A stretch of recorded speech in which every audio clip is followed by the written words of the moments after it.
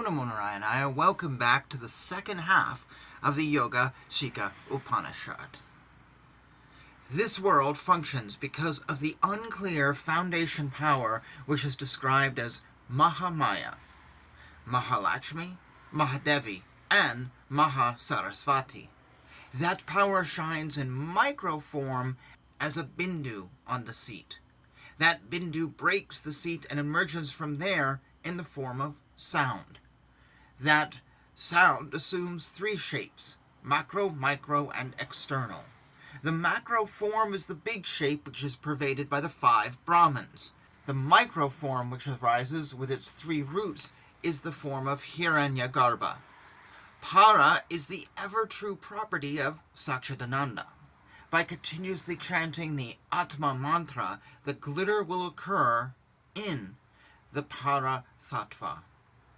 For the yogi who has stopped his mind, this appears in the microform similar to the flame of the lamp, the moon's crescent, like a firefly, like a streak of lightning, and like the glitter of stars. There are no greater mantras than sound, no gods greater than Atma, no greater worship than the meditation, and no pleasure greater than satisfaction. My devotee who understands this would remain stable in his happiness.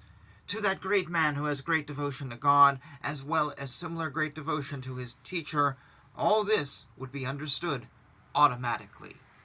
That great ever-living sound is called Sabda Brahman. It is the strength residing in the Muladhara. Para is the foundation for its own self and is of the form of Bindu. That sound coming out, Aparashakti, is called Pasyanti. The yogis who are able to see using the Pasyanti Shakti understand that is the whole world. That power produces sound like a rain starting from the heart. It is called Madhyama.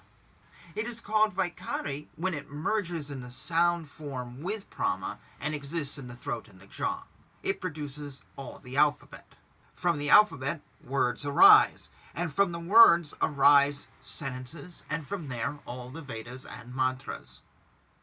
The goddess Sarasvati lives in the cave of intelligence in all beings. In meditation, when willpower melts, you can reach this Para Tattva. Because the divine power is single, there is no differences there. You have to understand that the thought process of living beings is like seeing a snake on a rope. When you do not know it is a rope, and then for a small time, the rope appears as a snake. The ordinary intelligence is similar to this. We see everything as the world that we see. There is no reason or basis for this world to be different from this Brahman. So the world is only Brahman and not anything different. If you understand the Para Tattva like this, where is the cause for differentiation? In the Taittiriya Upanishad, fear has been told as belonging to that foolish person who finds difference between the soul and God. Though this world has been told as some things to be experienced, in the next moment it vanishes like a dream. There is no state of waking up in a dream. There is no dream in the state of waking up. Both of them are not there in Laya. Laya is not in both of them. All these 3 are illusions created by the 3 characters. The one who sees this world would be above characteristics and would be forever. The activity starts in the form of the world. All these are Brahman. It is useless to differentiate it as Atman and Anatma when dealing with wise people. The foolish man thinks that the body is attached to the soul.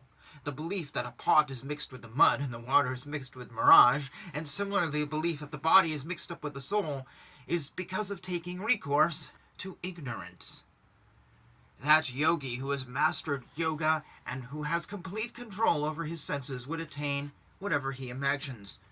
The Guru is the Brahma, he is Vishnu, and he is the Lord of Lords, Sadashiva, and there is nobody greater than the teacher in all the 3 worlds. We should worship with devotion that Parameshvara, who is the great soul, who has taught us the divine knowledge. The one who worships like that would get the result of jhana fully. Do not keep your aim because of the wavering mind on occult powers. The one who knows this principle well is the one who has attained salvation. Of that there is no doubt. That great light in which the Bhul-loka, Bhuvar-loka, and Suvar-loka, and the sun, moon, and fire gods are but a small part in the letter Om. When mind wavers, the worldly life, and when it is firm, the salvation will result. So, Lord Brahma, I tell you, using intelligence, we have to keep the mind not wavering.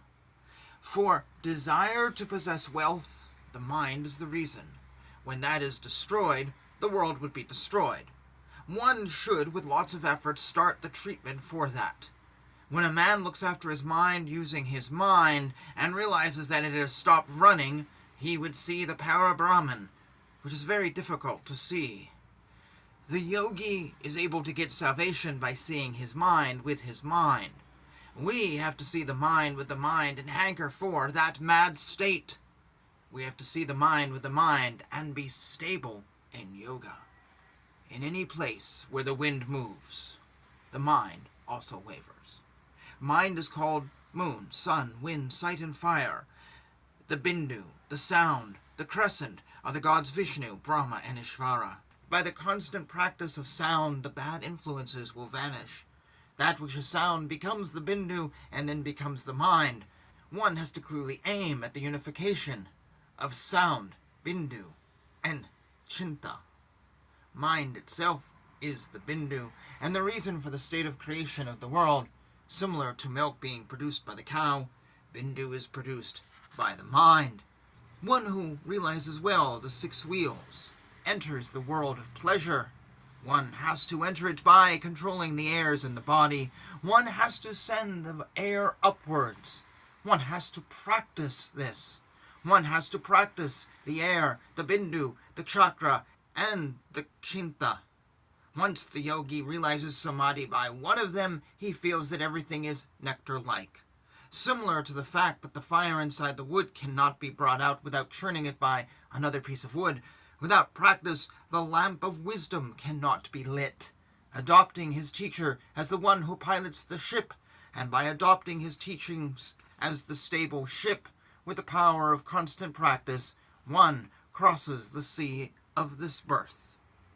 So, that is the answer to your question, Lord Brahma.